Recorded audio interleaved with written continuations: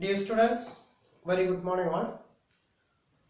Last class we discussed last topic PV ratio. PV ratio means profit volume ratio. In a PV ratio continuation PV ratio PV ratio sales contribution relationship.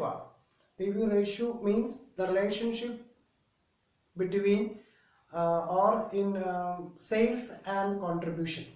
Sales എങ്ങനെ കോൺട്രിബ്യൂഷനുമായി relate ചെയ്യുന്നു എന്നുള്ളതാണ് P V റേഷ്യോ എന്ന് പറഞ്ഞാൽ. അപ്പോൾ ഇന്നത്തെ വീഡിയോയിൽ നമ്മൾ ഡിസ്കസ് ചെയ്യുന്നത് പി വി റേഷ്യോ കാൽക്കുലേറ്റ് ചെയ്യുമ്പോൾ നമുക്കറിയാം സെയിൽസും ഉണ്ടായിരിക്കണം, അതുപോലെ കോൺട്രിബ്യൂഷൻസും ഉണ്ടായിരിക്കണം. എന്നാൽ രണ്ട് കാലയളവിലുള്ള സെയിൽസും രണ്ട് കാലയളവിലുള്ള പ്രോഫിറ്റും തന്നാൽ how to calculate the P V ratio. That means to സെയിൽസിന്റെ വാല്യൂ ടു പ്രോഫിറ്റിന്റെ വാല്യൂ നമ്മളെ കയ്യിൽ തരുന്നു. അങ്ങനെയാണെന്നുണ്ടെങ്കിൽ എങ്ങനെയാണ് നമ്മൾ പി വി റേഷ്യോസ് കാൽക്കുലേറ്റ് ചെയ്യുക? പി വി റേഷ്യോ എന്ന് പറഞ്ഞാൽ സെയിൽസും കോൺട്രിബ്യൂഷനും തമ്മിലുള്ള റിലേഷൻഷിപ്പാണ്.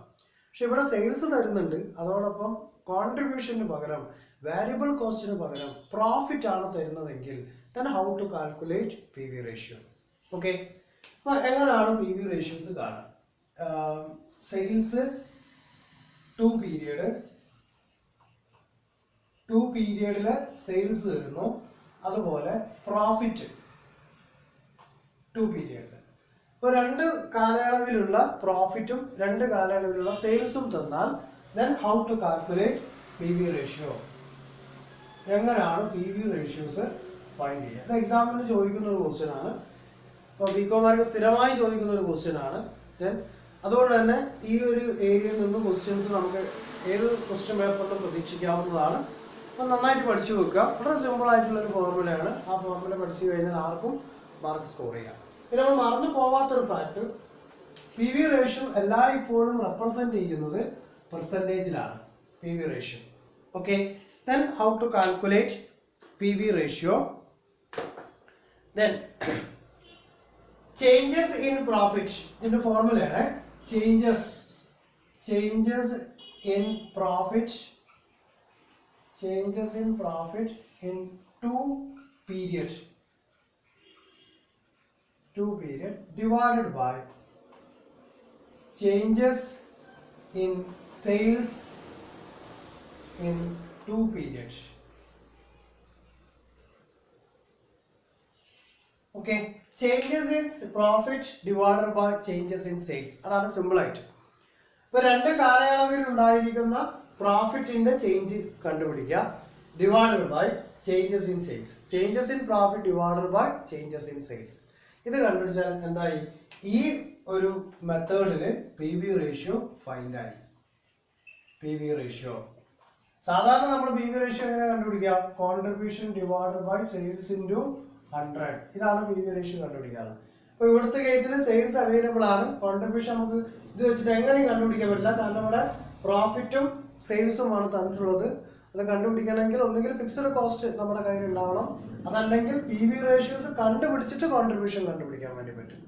ഓക്കെ, അപ്പോൾ ആ ഒരു പി വി റേഷ്യോന്റെ വോളിയം എന്താണോ അതിനനുസരിച്ച് കൊണ്ട് സെയിൽസിനെ ഡിപ്പെൻഡ് ചെയ്തുകൊണ്ട് കോൺട്രിബ്യൂഷൻ നമുക്ക് ഫൈൻഡ് ചെയ്യാം. അതെങ്ങനെയാണ് ഫൈൻഡ് ചെയ്യുക? ഇപ്പൊ നമുക്ക് കോൺട്രിബ്യൂഷൻ അറിഞ്ഞേ പറ്റും.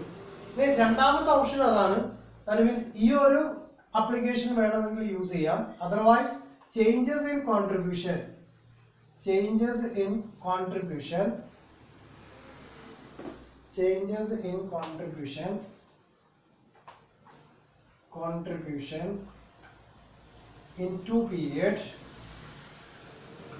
in two period divided by changes in sales in two periods. Okay, രണ്ട് കാലയളവിലുള്ള സെയിൽസിലുള്ള വ്യത്യാസം, ദെൻ രണ്ട് കാലയളവിലുള്ള കോൺട്രിബ്യൂഷന്റെ വ്യത്യാസം. അപ്പോൾ കോൺട്രിബ്യൂഷൻ എങ്ങനെ കണ്ടുപിടിക്കും? അങ്ങനെ കോൺട്രിബ്യൂഷൻ കണ്ടുപിടിക്കാം. പി വി റേഷ്യോ അവൈലബിൾ ആണെങ്കിൽ സെയിൽസിന്റെ പി വി റേഷ്യോന്റെ റേറ്റ് എത്രയാണോ കിട്ടുന്നത്, സപ്പോസ് ഒരു 30% ആണ് നമുക്ക് പി വി റേഷ്യോ കിട്ടിയെന്ന് അസ്യൂം ചെയ്യാം. ആ 30% നമുക്ക് പി വി റേഷ്യോ കിട്ടിയെങ്കിൽ ആ പി വി റേഷ്യോ ഉപയോഗിച്ചുകൊണ്ട് കോൺട്രിബ്യൂഷൻ ഫൈൻഡ് ചെയ്യാം. എങ്ങനെ കണ്ടുപിടിക്കുക? That means sales into P V ratio. Sales into P V ratio that's equal to contribution. അപ്പോൾ സെയിൽസിന്റെ അത്രയും പെർസെൻറ്റേജ് ആണ് കോൺട്രിബ്യൂഷൻ എന്ന് പറയുന്നത്. സെയിൽസ് നമുക്ക് ഇവിടെ തന്നിരിക്കുമല്ലോ.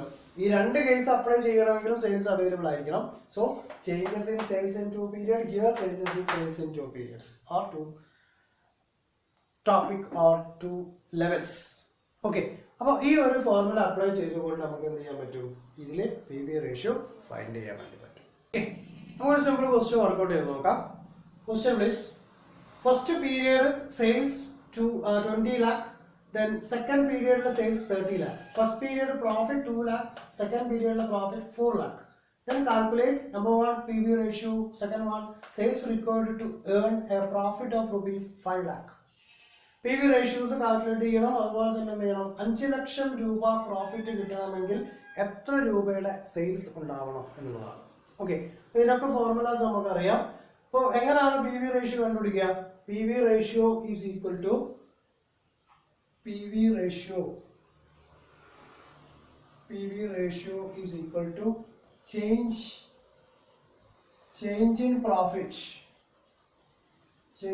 profit divided by change in sales.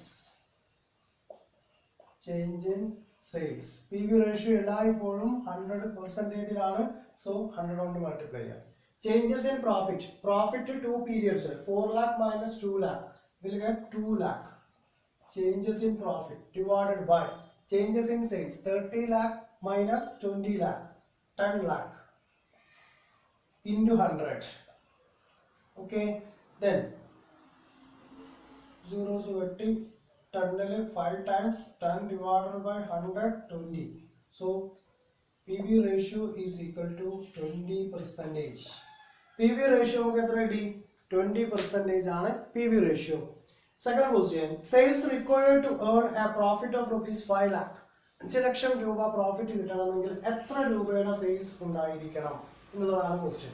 എന്താണ് പ്രോഫിറ്റ് സെയിൽസ് കണ്ടുപിടിക്കാനുള്ള formula? Sales is equal to fixed expenses plus desired profit divided by P V ratio. Okay, അപ്പോൾ ഫിക്സഡ് എക്സ്പെൻസ് ഇവിടെ ക്വസ്റ്റ്യൻ എവിടെയും പറഞ്ഞിട്ടില്ല. ഫിക്സഡ് എക്സ്പെൻസ് നമ്മൾ എന്ത് ചെയ്യണം? ഫൈൻഡ് ചെയ്യണം. ദെൻ ഡിസൈർഡ് പ്രോഫിറ്റ് നമുക്കറിയാം 5 lakh ആണ്. 5 ലക്ഷം രൂപയാണ് നമ്മൾ എന്ത് ചെയ്തത്? പ്രീ പ്ലാൻ ചെയ്തിട്ടുള്ള അത്ര പ്രോഫിറ്റ് നമുക്ക് കിട്ടണം. പി വി റേഷ്യോ ഇത് രണ്ടും നമ്മുടെ കയ്യിലുണ്ട്. ഏതൊക്കെ?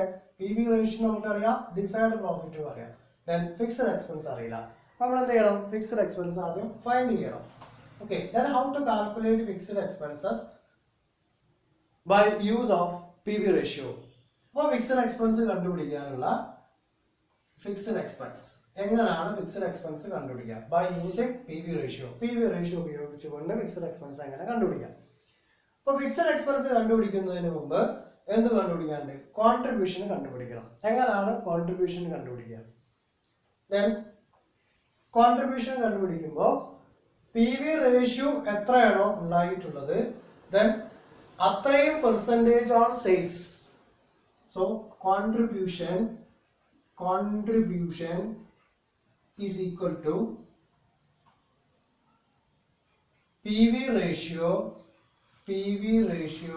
into sales.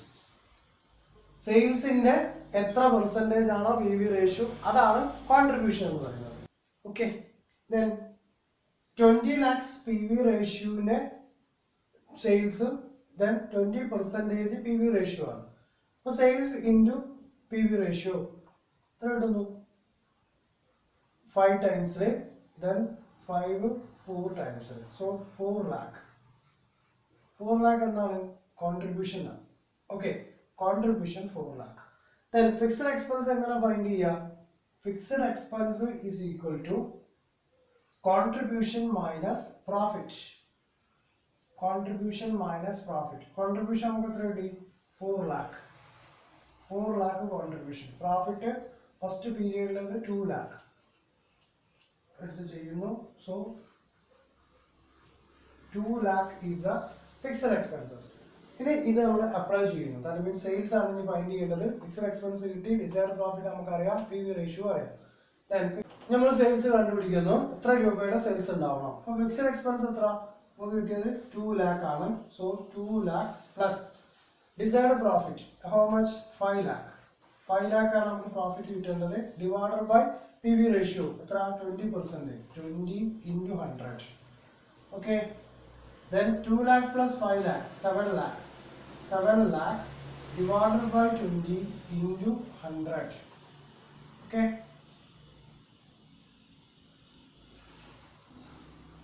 100 5 times 35 lakh.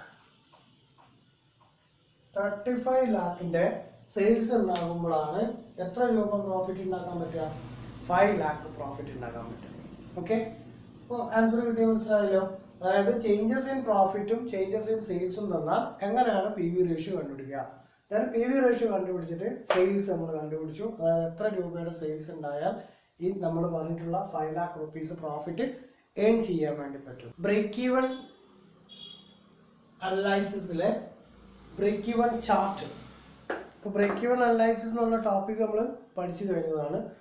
അതിനകത്തുള്ള ബ്രേക്ക് ഈവൻ ചാർട്ട് എന്താണ്? ബ്രേക്ക് ഈവൻ ചാർട്ട് എന്ന് പറയുന്നത് ഇപ്പോൾ 1 മാർക്ക് ഏരിയയിൽ ചോദിക്കാവുന്ന ക്വസ്റ്റ്യൻ ആണ്. What do you mean by break even chart? Break even chart is the presentation or graphical presentation of break-even analysis.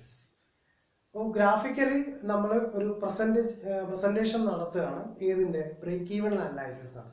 അപ്പോൾ നമുക്കറിയാം എന്താണ് ബ്രേക്ക് ഈവൻ പോയിന്റ് എന്ന് പറഞ്ഞാൽ. Break even point is the point at which total sales equal to total revenue. Total റവന്യൂവും total sales കോസ്റ്റും equal ആയി വരുന്ന point ആണ് ബ്രേക്ക് ഈവൻ പോയിന്റ് എന്ന് പറയുന്നത്. ആ break even point total sales, total cost, predicted profit, predicted loss ഇതെല്ലാം represent ചെയ്യുന്ന ഗ്രാഫിക്കൽ പ്രസന്റേഷനെ ആണ് ബ്രേക്ക് ഈവൻ ചാർട്ട് എന്ന് പറയുക. Break even chart is a graphical presentation of break even analysis. Okay, ഇവിടെ നോക്കൂ, ഇതിന്റെ ഫിക്സഡ് കോസ്റ്റ് ലൈൻ ആണ്. Then total cost, then total output. Variable cost ആണ് ഈ ലൈൻ റെപ്രസെന്റ് ചെയ്യുന്നത്, that is cost line. Then ഇത് ഇതിന്റെ സെയിൽസ് ലൈൻ ആണ്. എത്ര യൂണിറ്റ് ആണ് കമ്പനി പ്രൊഡ്യൂസ് ചെയ്യുന്നത് എന്നുള്ള സെയിൽസ് ലൈൻ ആണ്. അപ്പോൾ ഇവിടെയാണ് ബ്രേക്ക് ഈവൻ പോയിന്റ് ജനറേറ്റ് ചെയ്യുന്നത്. ബ്രേക്ക് ഈവൻ പോയിന്റ് എന്ന് പറഞ്ഞാൽ ടോട്ടൽ സെയിൽസും variable cost plus fixed cost. Fixed കോസ്റ്റും വാരിയബിൾ കോസ്റ്റും എത്രയാണോ ഉള്ളത് അതും സെയിൽസും ഈക്വൽ ചെയ്യുന്ന പോയിന്റിലാണ് ബ്രേക്ക് ഈവൻ പോയിന്റ് എന്ന് പറയുന്നത്. അതായത് ടോട്ടൽ സെയിൽസിനെ ടോട്ടൽ കോസ്റ്റ് എപ്പോഴാണോ ബ്രേക്ക് ചെയ്യുന്നത് ആ ഒരു പോയിന്റിലാണ് ബ്രേക്ക് ഈവൻ പോയിന്റ് ഉള്ളത്. അപ്പോൾ ഈ ഒരു പോയിന്റിൽ എത്തുന്നത് വരെ കമ്പനിക്ക് ലോസ് ആണ്. So loss area. ഇവിടുന്ന് അങ്ങോട്ട് എത്ര യൂണിറ്റ് കമ്പനി പ്രൊഡ്യൂസ് ചെയ്യുന്നുണ്ടോ അത്രയും കമ്പനിക്ക് പ്രോഫിറ്റ് ജനറേറ്റ് ചെയ്യും. അപ്പോൾ ഇതിന്റെ പ്രോഫിറ്റ് എങ്ങനെയാണ്, ഇതിന്റെ ലോസ് എങ്ങനെയാണ്, കോസ്റ്റ് ലൈൻ എങ്ങനെയാണ് പോകുന്നത്, സ്ലേസ് ലൈൻ എങ്ങനെയാണ് പോകുന്നത്, ഫിക്സഡ് കോസ്റ്റ് എത്ര വരുന്നത്, ഇതെല്ലാം എന്ത് ചെയ്യുന്നുണ്ട് ഈ ഒരു പ്രസന്റേഷൻ നമുക്ക് ഐഡന്റിഫൈ ചെയ്യാൻ വേണ്ടി പറ്റും. അതാണ് presentation of break-even analysis. That is graphical presentation of break-even analysis is also called break-even chart. ഇപ്പോൾ ഈ ഒരു ക്വസ്റ്റ്യൻ നോക്കൂ, sales 7,000 unit at ₹10 each. That means per unit sales 10 ആണ്. Fixed cost ₹20,000. Then variable cost 6 per unit. ഇതിന്റെ graphical presentation ആണ് ഈ കാണിച്ചിരിക്കുന്നത്. കാരണം ഇവിടെ 20,000 ആണ് ഫിക്സ്ഡ് കോസ്റ്റ് എന്ന് പറയുന്നത്. 20,000 ഇത് റെപ്രസെന്റ് ചെയ്തിട്ടുള്ളത്. Then sales 7,000 unit at ₹10 each. അപ്പോൾ പെർ യൂണിറ്റിന്റെ കോസ്റ്റ് സെയിൽസിൽ 10 ആണ്, വാരിയബിൾ കോസ്റ്റ് 6 ആണ്. നമുക്ക് കണ്ടുപിടിക്കേണ്ടത് ഇതിന്റെ ബ്രേക്ക് ഈവൻ പോയിന്റ് ഈ ഗ്രാഫിക്കൽ റെപ്രസെന്റേഷനിൽ 50,000 ആണ് ബ്രേക്ക് ഈവൻ പോയിന്റ്. അപ്പോൾ നമുക്കത് 50,000 കിട്ടണം എങ്കിൽ മാത്രമേ ഈ ഗ്രാഫിക്കൽ പ്രസന്റേഷന് കറക്റ്റ് ആവുള്ളൂ. അപ്പോൾ നമുക്ക് ബ്രേക്ക് ഈവൻ പോയിന്റ് ഫൈൻഡ് ചെയ്യാം. ഓക്കെ, ദെൻ സെയിൽസ് ആദ്യം എന്ത് കണ്ടുപിടിക്കണം? PV റേഷ്യോ കണ്ടുപിടിക്കണം. ദെൻ PV റേഷ്യോ എങ്ങനെയാണ് കണ്ടുപിടിക്കുന്നത്? Contribution divided by sales into 100 ആണ്. അതിന് ആദ്യം കോൺട്രിബ്യൂഷൻ കണ്ടുപിടിക്കണം. എങ്ങനെയാണ് കോൺട്രിബ്യൂഷൻ കണ്ടുപിടിക്കുക? Contribution is equal to sales minus variable cost. Sales എത്ര? 10, വാരിയബിൾ കോസ്റ്റ് 6. സോ കോൺട്രിബ്യൂഷൻ എത്ര കിട്ടി? 4 ആണ് നമുക്ക് കോൺട്രിബ്യൂഷൻ കിട്ടിയത്. എങ്ങനെയാണ് PV റേഷ്യോ കണ്ടുപിടിക്കുക? Contribution divided by sales into 100. Okay, then PV ratio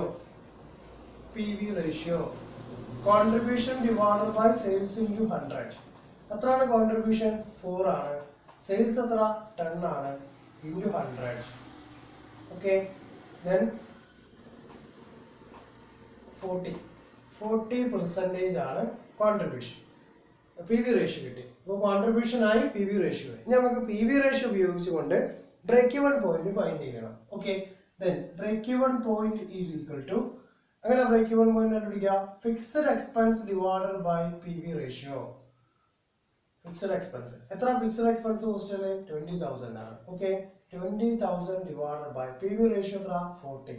40 into 100. Okay, 0 വെട്ടിപ്പോയി. 20 4 5 times 500 into 10. How much? 50,000.